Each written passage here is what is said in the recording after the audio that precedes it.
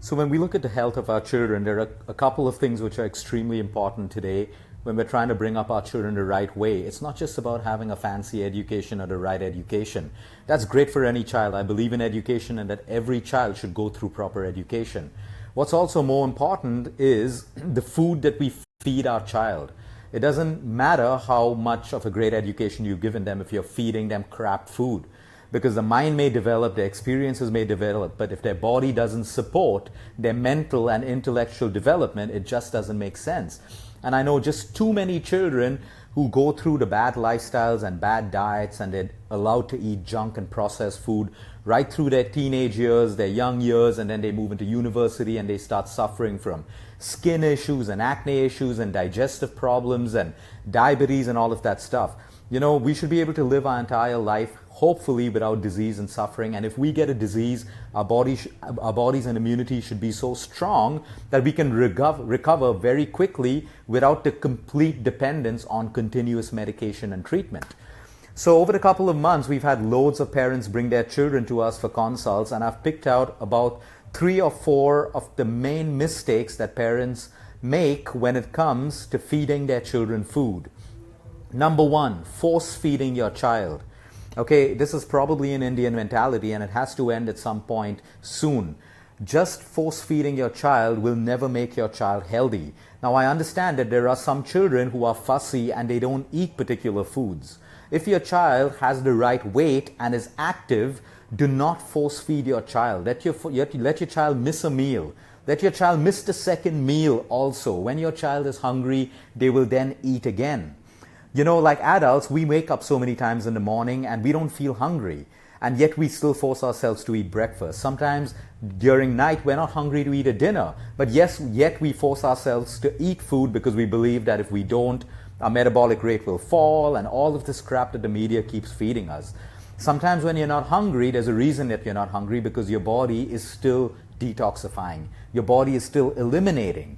And that happens very, very often with children because they are so intuitive. They are so in touch with their soul. That's why the innocence of children, and they don't have the layers that we've built as adults. They are so in touch with themselves and their instinct that if they're not hungry, they are truly not hungry. Yes, there are children who manipulate just to avoid a meal, or they want to watch television or be out longer with their friends, and so the easiest thing is not to want to eat or skip their meal.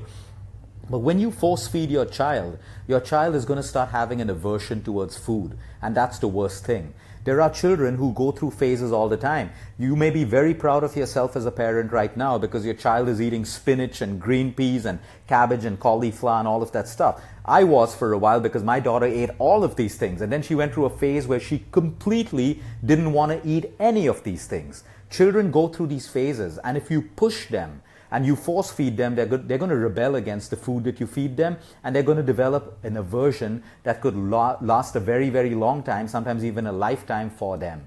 So you have to understand they go through phases. Respect each phase that they go through. If they're not eating fruits today, maybe 6 months down the line, they will eat fruit again. And it all starts by leading by example. If both the parents and the family is eating healthy food and fruits and vegetables and nuts and seeds, your child eventually will start following that naturally. So force feeding is never ever going to help. Even force feeding a sick child is not going to help. When you force feed a sick child, you put oxidative stress on the digestive system, on the immune system, on the gut, and you create innumerable problems. Force feeding has to happen in hospitals through IV and other methods when the child can genuinely not eat the right way. So I don't know a single child except in poverty-stricken countries that die of starvation. Your child can skip 3 meals and will still be healthy. They will wake up the next morning and they will eat a wholesome meal again. So respect the laws of nature. Don't react to your insecurities of not being a good mom, or that your child will feel hungry and your child will not put on weight and all of that stuff. Respect the laws of nature and that of your child's body as well. The second point is filling their plates. I ask mothers who send their children to me for consults to send pictures of their plates at lunchtime and dinner time. Do not fill their plate completely. Give them small plates with small portions of food. It's the human eye at the end of the day. If we see a plate full of food and I'm not hungry, the first thing that's going to happen is a message that's sent to the brain, making us feel nauseous or averse to the food that we're eating. Put a little bit of food that their mind can comprehend when they see it. And if they're hungry, serve them more. But do not fill the plate up with so much of food that it turns them off even at the sight of it. Extremely, extremely important. So when you're full, even the sight of a buffet will turn you off because there's so much of food and makes you feel sick. So the same thing with your child. Use smaller plates of food and put lesser quantities of food on their plate. If they're hungry, they will ask for more. There is no way that you will ever have the intelligence of the body to decide how much your child needs to eat. The third point is the concept of your servants and your maids feeding your children. A mother or a parent feeding a child creates an emotional bond which is psychological, which is physiological, which is biological. And it is extremely, extremely important for a child to have that bond when they are eating foods for their digestion, assimilation, and even their relation to food and meal times. I can understand in very, very rare circumstances where a maid or a servant has to feed a child. But today it's becoming literally a lifestyle where the parents don't have time, so you have a maid or someone who is not the blood relationship feeding the child. And believe me, it has a psychological and a psychosomatic effect on your child, the way they eat, the way they see food, and the assimilation of their food and digestion.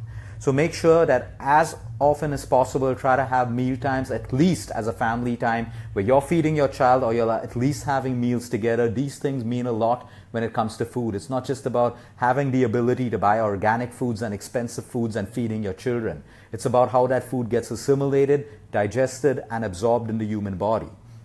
I'll add the last fourth point before we end. It is bribing your children to finish their meal. If you bribe them with something that contains sugar or salt, like a sweet or a chocolate or something, guess what? Your child is going to start using that more and more against you. You know, you can bribe them with several other things. You can say, okay, I'm going to read you a story or let you watch like 15 minutes of TV after you do this and make that a habit. But if you treat them with something that is going to get their mind addicted to it, that's the wrong way to inculcate any habit or lifestyle change in a child or an adult. You do not want to build an addiction through the bribe that you're giving them. So you can bribe them with anything else that you want, but never with a dessert, food, or a chocolate. They need to understand that that is not a reward for them to eat well. So use different methods of getting them to eat their food, but never bribe them with sugar, chocolate, sweets, or desserts. So I'll quickly recap. Force feeding is not necessary. It's detrimental to your child's health. Filling their plates completely with food will eventually turn them off. Give them small portions of food. If they're hungry, they will ask. They have every ability to ask for more food if they're hungry.